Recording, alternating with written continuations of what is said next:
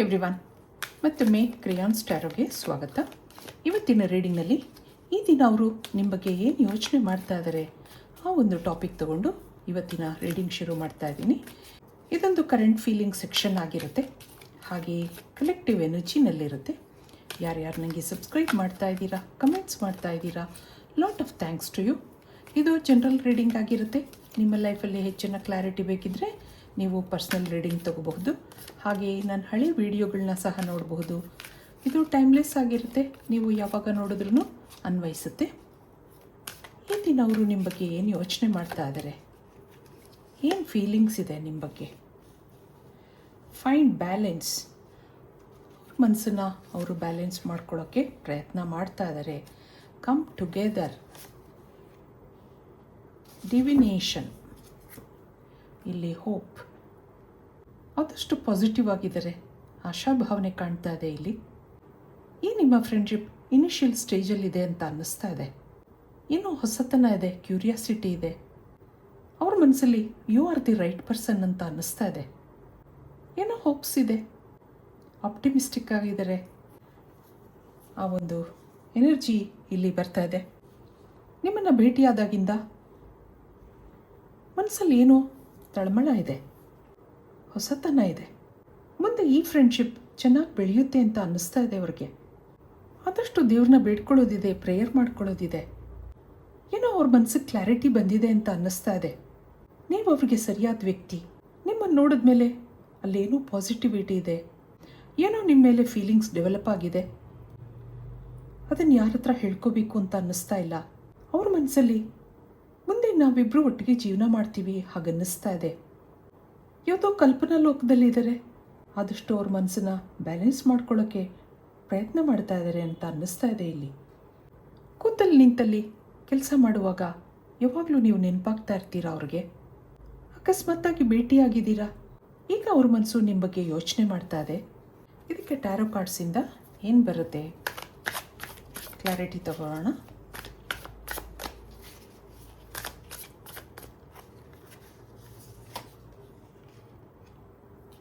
ಇಲ್ಲಿ 2 of pentacles ಬರ್ತಾ ಇದೆ, 6 ಆಫ್ ಪೆಂಟಿಕಲ್ಸ್, ಮತ್ತೊಂದು ಕ್ವೀನ್ ಆಫ್ ಕಪ್ಸ್,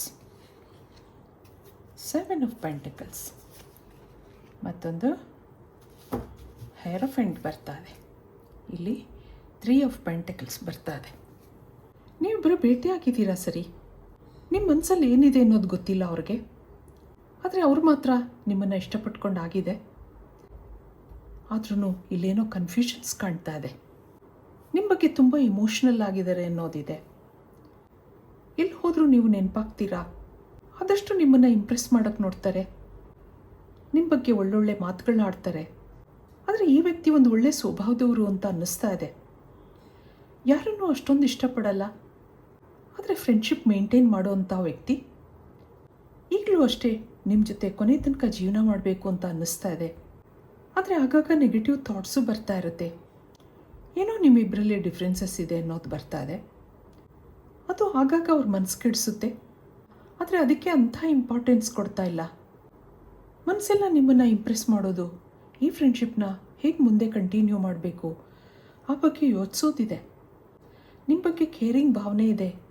ಆಗಾಗ ನಿಮಗೆ ಕಾಲ್ ಮಾಡ್ತಾರೆ, ಮೆಸೇಜ್ ಮಾಡ್ತಾರೆ. ನೀವು ಭೇಟಿಯಾದಮೇಲೆ ಅವರಲ್ಲಿ ಏನೋ ಉತ್ಸಾಹ ಇದೆ, ನೀವು ಅವ್ರ ಇನ್ಸ್ಪಿರೇಷನ್ ಆಗಿದ್ದೀರಾ. ಇದಕ್ಕೆ ನಿಮ್ಮ ಫೀಲಿಂಗ್ಸ್ ನೋಡೋಣ. ನೀವೇ ಯೋಚನೆ ಮಾಡ್ತಾ ಇದ್ದೀರಾ ಇವ್ರ ಬಗ್ಗೆ.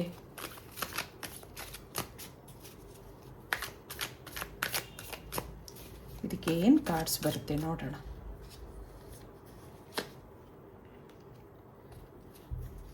ಎಸ್, ನಿಮಗೂ ಅವ್ರ ಮೇಲೆ ಒಳ್ಳೆ ಭಾವನೆಗಳಿದೆ. Card number 4, 5.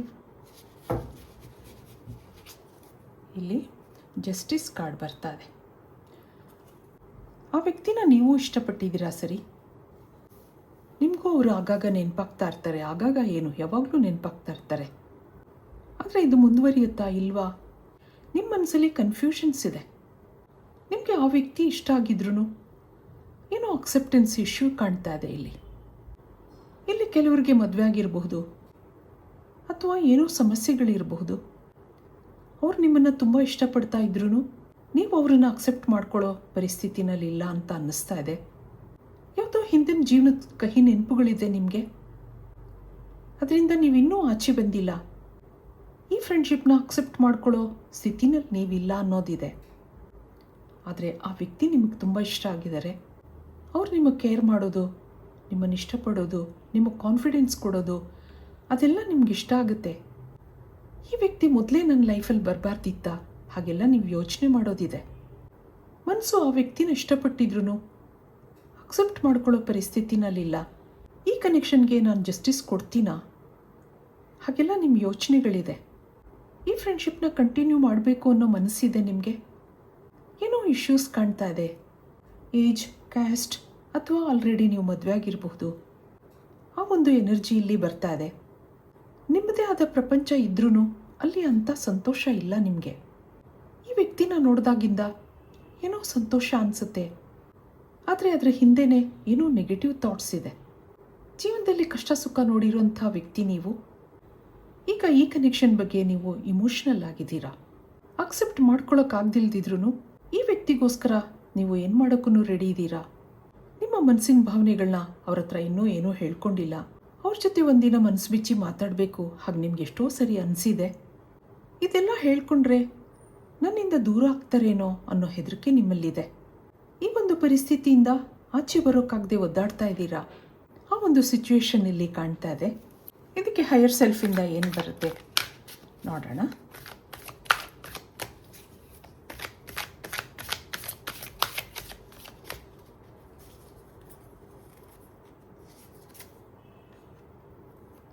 ಅವೇರ್ನೆಸ್, ಮತ್ತೊಂದು ಸ್ಲೋಯಿಂಗ್ ಡೌನ್. ಇಲ್ಲಿ ಕಂಪ್ಲೀಷನ್ ಬರ್ತಾ ಇದೆ, ನೋಡಿದ್ರಾ? ಸ್ಟ್ರೆಸ್, ಹೌದು, ಎಲ್ಲ ರಿಲೇಷನ್ಶಿಪ್ಗಳನ್ನಲ್ಲೂ ಸ್ಟ್ರೆಸ್ ಇರುತ್ತೆ, ಹಾಗೆ ಚೇಂಜಸ್ಸು ಬರುತ್ತೆ. ಇಲ್ಲಿ ರೆಬೆಲ್ ಬರ್ತಾ ಇದೆ. ಈ ಒಂದು ಕನೆಕ್ಷನಲ್ಲಿ ಅಕ್ಸೆಪ್ಟೆನ್ಸ್ ಇಶ್ಯೂ ಬರ್ತಾ ಇದೆ. ಇದು ಇನಿಷಿಯಲ್ ಸ್ಟೇಜಲ್ಲಿದೆ, ಸ್ಲೋ ಆಗಿ ನಡೀತಾ ಇದೆ. ಯಾವುದೇ ಕಮಿಟ್ಮೆಂಟ್ಸ್ ಇಲ್ಲ, ಮನಸ್ಸಲ್ಲಿ ಕ್ಲಾರಿಟಿ ಇಲ್ಲ. ಆದರೆ ಈ ವ್ಯಕ್ತಿ ಯಾವುದೋ ಕಲ್ಪನಾ ಲೋಕದಲ್ಲಿದ್ದಾರೆ. ಮನಸ್ಸಲ್ಲಿ ನಿಮ್ಮನ್ನಾಗಲೇ ಅಕ್ಸೆಪ್ಟ್ ಮಾಡ್ಕೊಂಡಿದ್ದಾರೆ. ಮುಂದೆ ನಿಮ್ಮ ಜೊತೆ ಜೀವನ ಕಳಿಬೇಕು, ನಿಮ್ಮಂಥ ವ್ಯಕ್ತಿ ಸಿಕ್ಕಿರೋದು ಅವ್ರ ಅದೃಷ್ಟ ಅಂತ ಅಂದ್ಕೊಂಡಿದ್ದಾರೆ.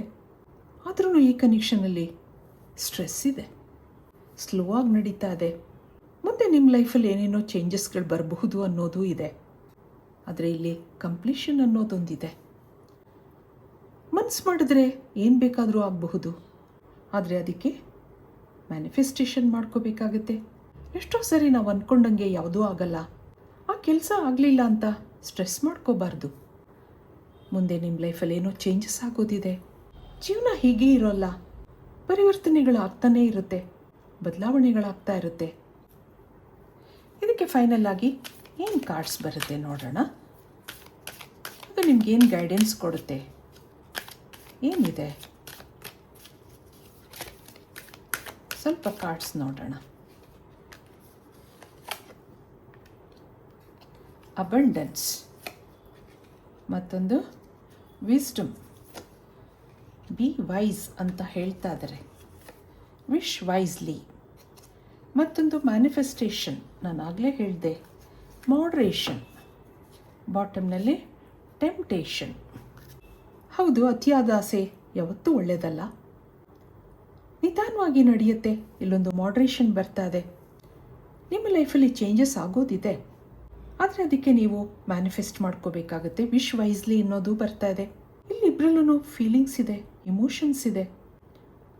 ಅಬಂಡೆನ್ಸ್ ಅಂದಾಗ lot of happiness, lot of emotions. ಈ ದಿನ ನಿಮ್ಮ ಬಗ್ಗೆ ಅವ್ರು ಯೋಚನೆ ಮಾಡ್ತಾ ಇದ್ದಾರೆ, ನಿಮ್ಮ ಬಗ್ಗೆ ಕನಸು ಕಾಣೋದಿದೆ. ಅದಕ್ಕೆ ಫೇರಿಸಿಂದ ಏನು ಆನ್ಸರ್ಸ್ ಬರ್ತಾ ಇದೆ. ಈ ಕನೆಕ್ಷನಲ್ಲಿ ಮ್ಯಾನಿಫೆಸ್ಟೇಷನ್ನ ಅವಶ್ಯಕತೆ ಇದೆ. ಪಾಸಿಟಿವ್ ಆಗಿ ಯೋಚನೆ ಮಾಡಿ. ಇದು ಇವತ್ತಿನ ರೀಡಿಂಗ್ ಆಗಿರುತ್ತೆ. ಮತ್ತೆ ಇಂಥದೇ ರೀಡಿಂಗ್ ಕೇಳಬೇಕು ಅನಿಸಿದ್ರೆ ನನ್ನ ವೀಡಿಯೋಸ್ನ ಲೈಕ್ ಮಾಡಿ, ಶೇರ್ ಮಾಡಿ, ಸಬ್ಸ್ಕ್ರೈಬ್ ಮಾಡಿ. Thank you for watching. Be happy always.